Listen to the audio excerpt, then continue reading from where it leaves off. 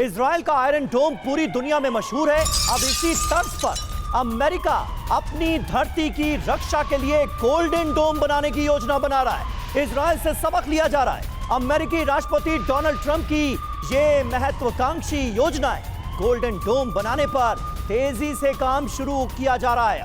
Golden डोम missile shield बनाने के लिए कंपनियों का नाम तय किया जा रहा है। एलॉन मस्क की स्पेसएक्स ट्रंप की गोल्डन डोम मिसाइल शील्ड बनाने की दौड़ में सबसे आगे है। हर काम में सबसे आगे एलॉन मस्क की कंपनी स्पेसएक्स, एंड्रिल और प्लांटर नाम के 2 स्टार्टअप्स के साथ गोल्डन डोम बनाने की बोली लगाई जाने वाली।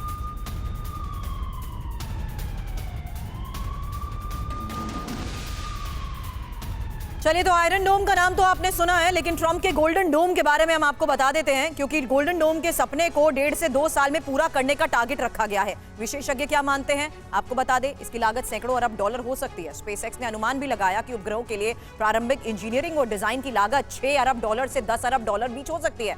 एक एनिमेशन अब आपके सामने रखेंगे और इसी एनिमेशन के जरिए हम अमेरिकी धरती की रक्षा आसमान से कैसे हो सकेगी आपको समझा रहे हैं, क्योंकि इसके लिए अंतरिक्ष में दर्जनों सैटेलाइट लॉन्च किए जाएंगे जो एक वेब तैयार करेंगे और इसी वेब के जरिए दुश्मन की मिसाइल की जानकारी अमेरिकी कंट्रोल रूम को होगी। अब अंतरिक्ष में सैटेलाइट का नेटवर्क दुश्मन की मिसाइल को पहले ट्रैक करेगा, उसके बाद सबसे ऊंचाई पर आने पर ही मिसाइल को एंटी मिसाइल सिस्टम से तबाह कर दिया जाएगा। इंफॉर्मेशन वॉल पर एक तस्वीर अब आपके सामने रखेंगे। डिटेक्टर, इंटरसेप्टर किस तरीके से समीर ये काम करेंगे, ये इंपॉर्टेंट है, क्योंकि ये देखिए तस्वीर, ये साफ तौर पर वो डिटेक्टर हम आपको दिखा रहे हैं जो डिटेक्टर सीधे सिग्नल्स भेजेगा इंटरसेप्टर को, और इसी इंटरसेप्टर को ये सिग्नल मिलेगा कि आखिर किस तरीके से हवा पर मार करने के लिए ये मिसाइल तैयार है। यानी ये डिटेक्टर के जरिए आ रहे सिग्नल जिस तरीके से इंटरसेप्ट किए जाएंगे, उसी को इंटरसेप्ट करने के बाद हम देखेंगे कि किस तरीके से इंटरसेप्टर्स के जरिए मिले इन सिग्नल्स के बाद यहां से समीर मिसाइल लॉन्च की तैयारी होगी और उसके बाद हवा में जिस तरीके से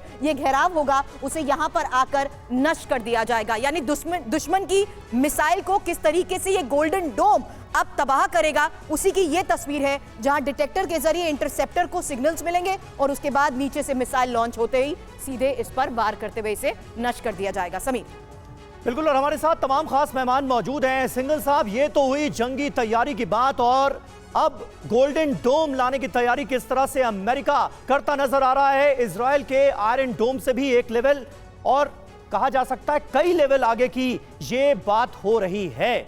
लेकिन रूस यूक्रेन जंग का अंजाम क्या होगा? अमेरिका की ये तैयारियां आखिर किस बात का इंडिकेशन है?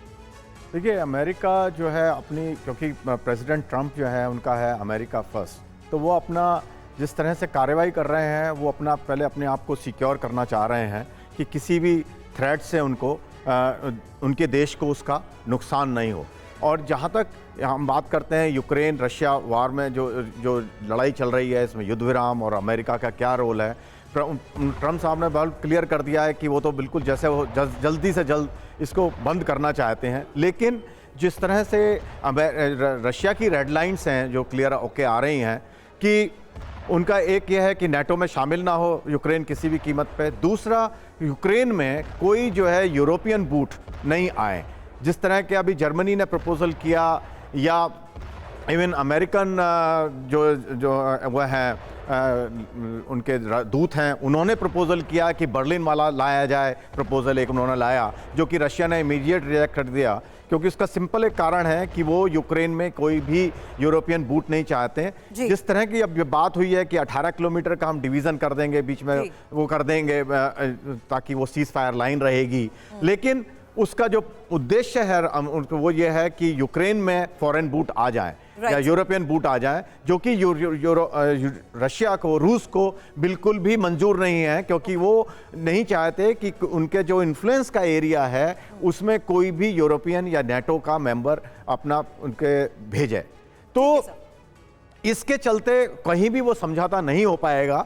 लेकिन उधर जर्मनी या यूरोपियन की ये भी कोशिश है कि वार को थोड़ा प्रोलॉन्ग करा जाए ताकि वो अपनी कोशिशों के बीच में सर एक खबर उसी बैठक के बारे में अब लेना चाह रही हूं, क्योंकि रूस यूक्रेन जंग को लेकर अमेरिकी टेंशन के बारे में जिस तरीके से स्पेक्युलेट किया जा रहा है, ट्रंप को युद्ध और विध्वंसक होने का क्या डर सता रहा है?